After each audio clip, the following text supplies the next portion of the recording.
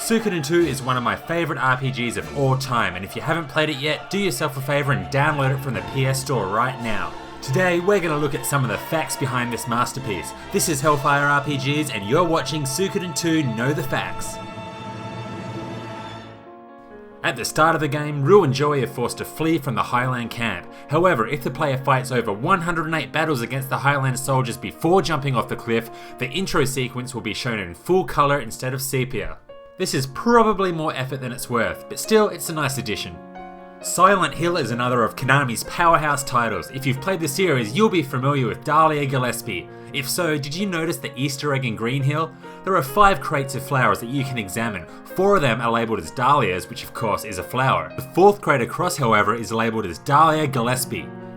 While Suikoden 2 was first released in 1998, the original idea was conceived in the early 90s. Director Yoshitaka Murayama was asked to plan an RPG for a Konami console that was being developed. The console of course never happened, but the production of the RPG continued. However, Murayama soon realised he needed more experience making RPGs to fully realise his vision, so he instead produced a prequel to his idea, which turned out to be Suikoden 1.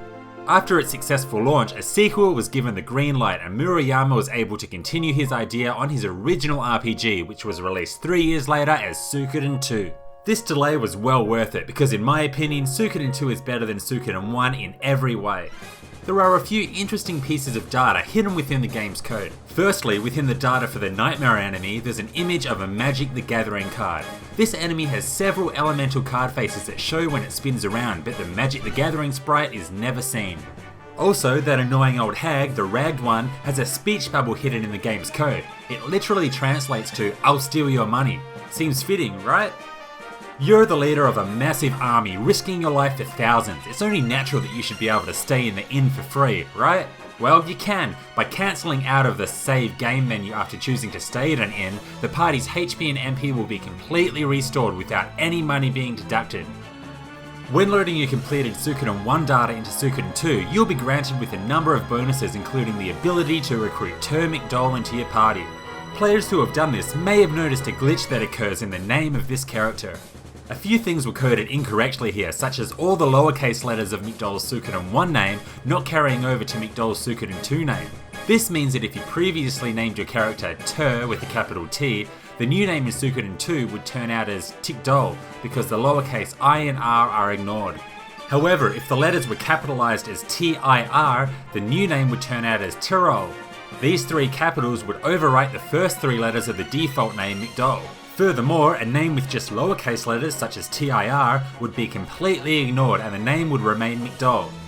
You may also have noticed a similar problem with the castle name from Suikoden 1.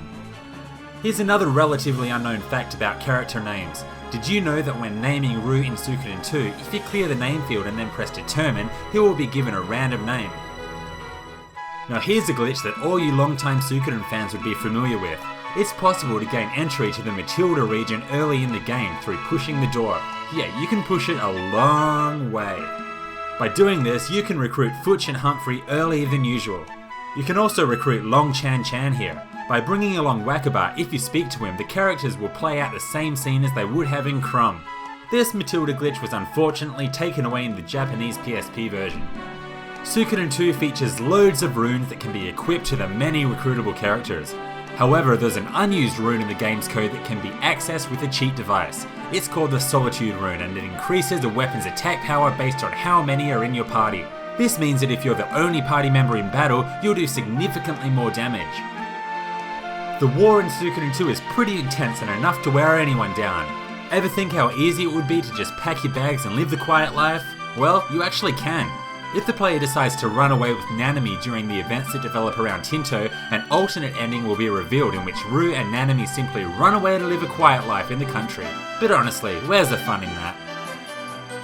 Hopefully you learnt something new today. If you like this video, like, subscribe and check out Suikoden 1 Know the Facts. Thanks for watching.